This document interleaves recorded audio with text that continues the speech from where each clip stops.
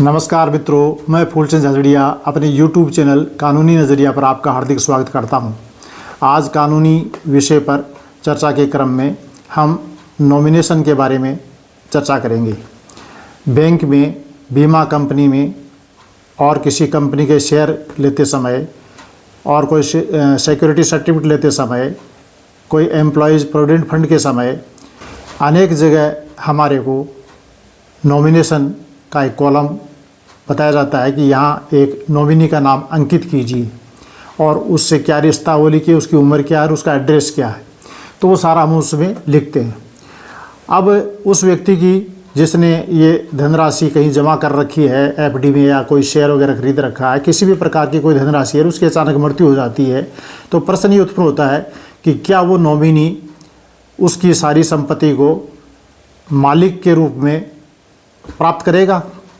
जी नहीं, बिल्कुल नहीं। मालिक के रूप में प्राप्त करने का मतलब नहीं होता नॉमिनेशन। नॉमिनेशन का मतलब उसको मालिक बनाना नहीं है। देखिए, मालिक तो उसके जो उत्तराधिकारी हैं वो होंगे, या वसीयत के द्वारा उसने किसी को दे दिया हो अपना हिस्सा, तो वो उसका मालिक हो जाता है। नॉमिनेशन के आधार पर नॉमिनी उसमें मालिक नहीं हो पाएगा। तो फिर नॉमिनी किस लिए अपॉइंट करते हैं? नॉमिनी क्या करेगा? देखिए, जैसे एक परिवार का कोई धन या संपत्ति किसी एफडी के रूप में, शेयर के रूप में, डिवेंचर के रूप में, सेविंग सर्टिफिकेट के रूप में, किसी भी रूप में, पोस्ट ऑफिस में, बीमा में, कहीं भी कोई धन है और जिस व्यक्ति का वो धन है उस व्यक्ति की मृत्यु हो जाती है, तो प्रश्न ये है कि वो धन वहाँ लेने के लिए कौन जाएगा? वहाँ कौन जा कर के उस धन को प्राप्त करेगा? क्या एक परिवार में उसके 10 उत्तराधिकारी हैं तो 10 के 10 जा कर के और उस विंडो में 10 हाथ देंगे कि लाओ हमें दो? तो कौन से को कितना धन दिया जाए? और मान लीजिए 10 को दे भी दिया बराबर बांट करके, 2 दिन बाद भी 2 व्यक्ति और आ गए कि हम भी उत्तराधिकारी, हमें भी दो, उनको 10 को कैसे दे दिया? तो ये तो झगड़े की स्थिति हो गई। तो इस स्थिति से निपटने के लिए, इस प्रकार के विवाद से बचने के लिए नॉमिनेशन का एक प्रावधान रखा गया है। तो नॉमिनी क्या करता है?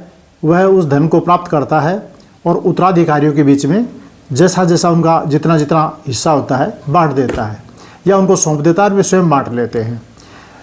वो नॉमिनेशन जो किया जाता है उसमें उत्तराधिकारियों में से भी कोई व्यक्ति नॉमिनी हो सकता है और ऐसा व्यक्ति भी नॉमिनी हो सकता है जो उसके उत्तराधिकारियों में नहीं है। कोई दूर का रिश्तेदार भी व्यक्ति हो सकता है, कोई पड़ोसी भी हो सकता है। तो नॉमिनी का मतलब उस संपत्ति को प्राप्त करने वाला व्यक्ति, नहीं कि उसका मालिक बनने वाला व्यक्ति।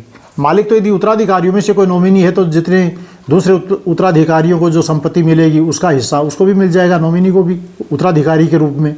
लेकिन नॉमिनेशन का ये मतलब नहीं है कि उत्तराधिकारियों को बाईपास करके और नॉमिनी अपनी स्वयं की पॉकेट में सारी धनराशि लेकर के अपने घर चला जाए और ये कहते चूँकि मैं नॉमिनी हूँ इसलिए मेरा हक है। मैंने कई बार ये ऐसी चर्चा सुनी है, मेरे सामने कई बार ऐसे सवाल भी आए हैं। तो लोग प्रश्न पूछते हैं कि अमुक व्यक्ति नॉमिनी है तो वो तो उसको मिल जाएगा। अरे भाई, उसको कैसे मिल जाएगा? वो वहाँ से लाएगा, उत्तराधिकारियों को मिलेगी वो राशि। अब कई बार बैंक के लोग भी मैंने देखा है, अदालतों में मुकदमे होते हैं कि बैंक ने नॉमिनी को पैसा देने से मना कर दिया। अरे भाई, क्यों मना कर दिया? तो वो कहते हैं कि साहब दूसरे आदमी ने आकर के आपत्ति कर दी कि मेरा हक है। अरे आपको हक देखना ही नहीं है, किसका है किसका नहीं है, कितना है, कम है, ज़्यादा है, तो आपको क्या देखना है? आपको नॉमिनी देखना है। नॉमिनी के हाथ में आप वो राशि पकड़ा दीजिए।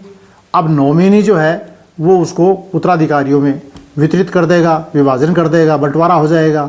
और यदि वो नहीं करता है या कम ज़्यादा करता है, कोई मनमानी करता है, तो वो उत्तराधिकारी जो उसके हैं वो अदालत में जाकर के अपना बंटवारे का दावा करेंगे। वो वहाँ जाएंगे। बैंक को या किसी अथॉरिटी को नॉमिनेशन को धनराशि देने से मना करने का कोई कारण नहीं है, कोई अधिकार नहीं है। तो अब इस क्रम में हम एक सुप्रीम कोर्ट के नए फैसले का सहारा लेकर और समझने की कोशिश करते हैं। तो ऑनरेबल सुप्रीम कोर्ट का ये जो फैसला है यह सिविल अपील नंबर 7107 7107/2017 का ये मामला है। और इस सिविल अपील का ऑनरेबल सुप्रीम कोर्ट से निर्णय हुआ 14 दिसंबर 2023 को, अब से कुछ महीने पहले। और इसमें ये कहा गया कि नॉमिनेशन की जो प्रक्रिया है वो नॉमिनेशन की प्रक्रिया उत्तराधिकार कानून की अवहेलना नहीं कर सकती, उत्तराधिकार कानून का उल्लंघन नहीं कर सकती वो प्रक्रिया। तो नॉमिनेशन की प्रक्रिया क्या कर सकती है? नॉमिनेशन का एक लिमिटेड पर्पज़ है, उस पर्पज़ तक ही वो सीमित रहेगी और नॉमिनी को ये अधिकार नहीं कि प्राप्त धनराशि को अन्य उत्तराधिकारियों को बाईपास करके अपवर्जित करके उनको बाहर करके और स्वयं ही अपनी पॉकेट में वो सारी राशि डाल ले और अपने खुद के काम में ले मालिक के रूप में। ऐसा नहीं है। तो नॉमिनेशन जो है वो किसी भी व्यक्ति के नाम हो सकता है, उत्तराधिकारी भी हो सकता है, कोई रिश्तेदार भी हो सकता है, अन्य कोई व्यक्ति भी हो सकता है। नॉमिनेशन का मतलब मालिक बनना बिल्कुल नहीं है। जितनी भी धनराशि नॉमिनेशन से नॉमिनी को प्राप्त होगी वो धनराशि उत्तराधिकारियों में उत्तराधिकार कानून के अनुसार बंटवारा होकर उन सब को मिलेगी।